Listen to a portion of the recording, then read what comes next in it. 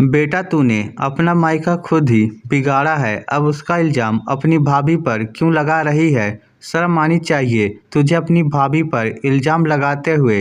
काफ़ी देर से शांत बैठी हुई तनु जी अपनी बेटी साक्षी को डांटते हुए बोली।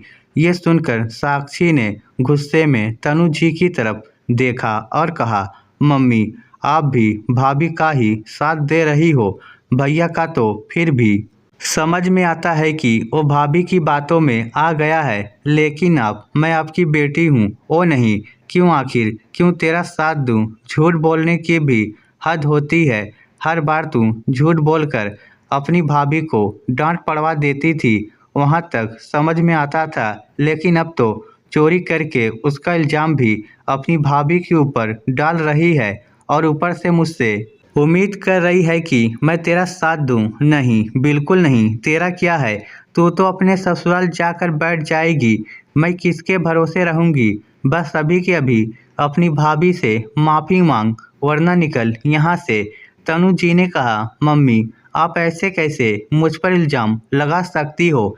क्या सबूत है आपके पास कि मैंने चोरी की है? भैया की अलमारी से मैंने पैसे निकाले हैं। वो पैसे तो भैया ने आपके सामने भाभी को लाकर दिए थे ना। अब उनकी अलमारी में नहीं है तो इसका मतलब ये है कि भाभी ने वो पैसे निकाले हैं। साक्षी अपनी गलती को मानने को तैयार ही नहीं थी। अच्छा फिर आज जो तू गली के नुक्कड़ पर सोनार के यहाँ वो सोने के बालियाँ खरीद कर लाई है, उसके पैसे तेरे पास कहाँ से आए? तेरे पास तो पैसे बिल्कुल भी नहीं थे ना। तेरा पति तो तेरे हाथ में 1 रुपया भी नहीं रखता था ना। ये सुनकर तो साक्षी सकते में आ गई। भला तनु जी को कैसे पता चल गया कि वो सोने की बालियाँ लेकर आई है? पर अब इस बात को कैसे संभालेगी उसे समझ नहीं आ रहा था। हर बार तो वह तनु जी को बेवकूफ़ बना देती थी, लेकिन अब तो उसकी माँ भी उसका साथ नहीं दे रही थी, इसलिए तमतमाती हुई वो अपने कमरे में आ गई। इधर बेटा भावेश और बहू गरिमा हैरानी से तनु जी की तरफ देख रहे थे। ये पहली बार हुआ था जब तनु जी ने अपने बेटे बहू का साथ दिया था, वो भी अपनी बेटी के खिलाफ। तनु जी का इस दुनिया में एक बेटा भावेश और एक बेटी साक्षी ही थे। दोनों की शादी उनके पिताजी ही करके गए थे। भावेश की पत्नी गरिमा ने भी घर अच्छे से संभाल रखा था।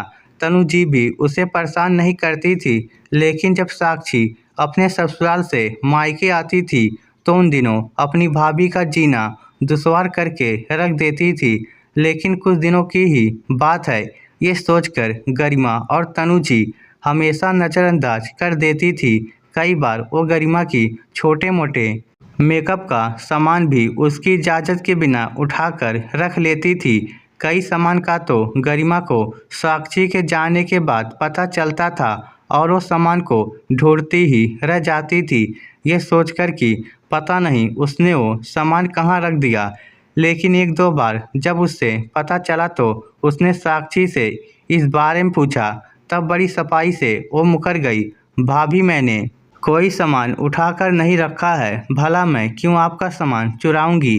बल्कि मैंने तो आपसे पूछा था, शायद आपको सुनाई ही नहीं दिया होगा और मैं भी इसी गलतफहमी में रह गई कि आपने इजाज़त दे दी होगी।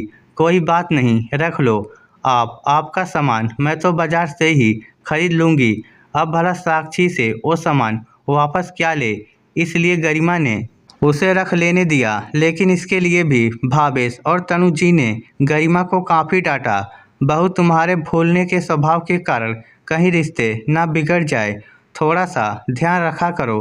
तुम्हारा ध्यान कहाँ रहता है? कोई तुमसे कुछ कहता है तो तुमको सुनाई भी नहीं देता है क्या? एक तो तुमने गलती की और ऊपर से साक्षी से पूछ भी लिया। ओ क्या सोच रही होगी कि तुम उस पर चोरी का इल्ज़ाम लगा रही हो? आखिर तब भी गरिमा को साक्षी से माफ़ी मांगनी पड़ी थी। लेकिन अभी 1 सप्ताह पहले साक्षी अपने ससुराल से मायके आई थी और तब से वो लगातार तनु जी के सामने यही शिकायत कर रही थी कि उसका पति उसे खर्चे के पैसे नहीं देता। तब तनु जी ने उसे आश्वासन दिया था कि वो अपने दामाद से जरूर बात करेगी, लेकिन कल भावेश कहीं से 50,000 रुपये लेकर आया था जो उसे किसी व्यापारी को भुगतान के तौर पर आज देने थे। उसने वो रुपये लाकर तनुजी और साक्षी के सामने ही गरिमा को देते हुए कहा, गरिमा ये पैसे अलमारी में रख दो, कल मुझे ज़रूरत पड़ेगी तो ये पैसे मुझे दे देना। तब सबके सामने ही गरिमा ने अलमारी में वो पैसे रखे थे। उसके बाद रात का खाना खाकर भावेश और गरिमा बाहर वॉक के लिए निकल गए। इधर तनुजी अपने कमरे में आराम कर रही थी। जब उन्हें प्यास लगी तो वो पानी लेने के लिए रसोई घर की तरफ जा रही थी। तब अचानक साक्षी भावेश के कमरे के दरवाजे पर नजर आई। जब उन्होंने पूछा कि तुम यहाँ क्या कर रही हो, तो उसने कहा, कुछ नहीं मम्मी, मैं तो देखने आई थी कि भैया भाभी आ गए क्या, और दरअसल मुझे कॉफ़ी पीने की इच्छा हो रही थी तो मैं भाभी को कहने आई थी। और फिर बिना तनुज जी के जवाब के वो सीधा अपने कमरे में चली गई। लेकिन अभी थोड़ी देर पहले तनुज जी मंदिर से लौट रही थी तो नुक्कड़ पर जो सुनार की दुकान थी उसके मालिक ने तनु को रोककर कहा, अरे बहन जी, आपकी बिटिया से कहना कि बालियाँ तैयार हो गई हैं, वो आकर ले जाए। सुनकर तनु जी हैरान रह गई थी कि आखिर वह कौन सी बालियों की बात कर रहा है। तब वो बोला, आज ही आपकी बेटी आई थी सोने की बालियाँ खरीदने के लिए। उसे जो बाली पसंद आई उसमें थोड़ा सा काम था, इसलिए वो बाद में ले जाने के लिए कह गई थी।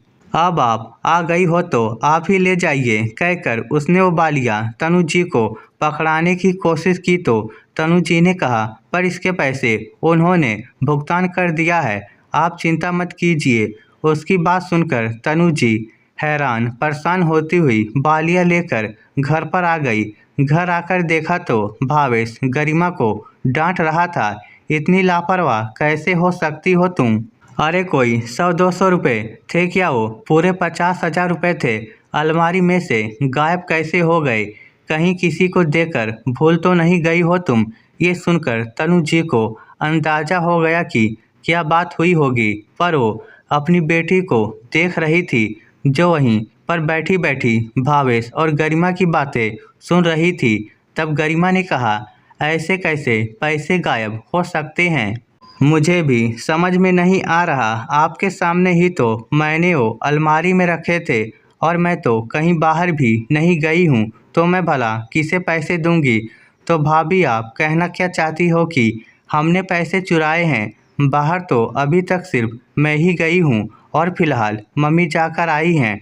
साक्षी, मैंने ऐसा कुछ नहीं कहा है, मैं तो बस ये कहना चाहती हूँ कि बस भाभी बस। मैं सब समझ रही हूँ, आप तो एक तरीके से मेरा मायका ख़त्म करने पर तुली हुई हैं, इसलिए भाई को मेरे खिलाफ भड़का रही हो। बस यही सब सुनकर तनु जी को गुस्सा आया था और उन्होंने साक्षी को डांटा था। लेकिन अब तो पोल खुल चुकी थी, इसलिए अब साक्षी ने वहाँ से निकलने में ही भलाई समझी और चुपचाप अपना सामान पैक कर अपने ससुराल रवाना हो गई। और सुनार के पास भी बालियाँ लेने गई थी। तब पता चला कि बालियाँ तो तनु जी लेकर चली गई हैं। अब किस मुंह से वो बालियाँ लेने जाए, इसलिए बिना कुछ कहे ही वो वहाँ से चली गई।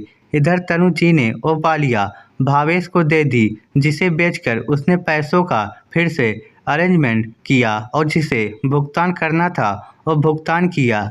लेकिन अब दोनों सास बहू सतर्क हो चुकी थी। बेटी थी इसलिए उसे मायके आने से नहीं रोकती, लेकिन उसके सामने पैसों की कोई बात भी नहीं करती। यहाँ तक कि खुद तनु जी अब साक्षी की निगरानी करती थी। इस स्टोरी को लेकर आपकी क्या राय है? नीचे कमेंट करके हमें ज़रूर बताइएगा। धन्यवाद।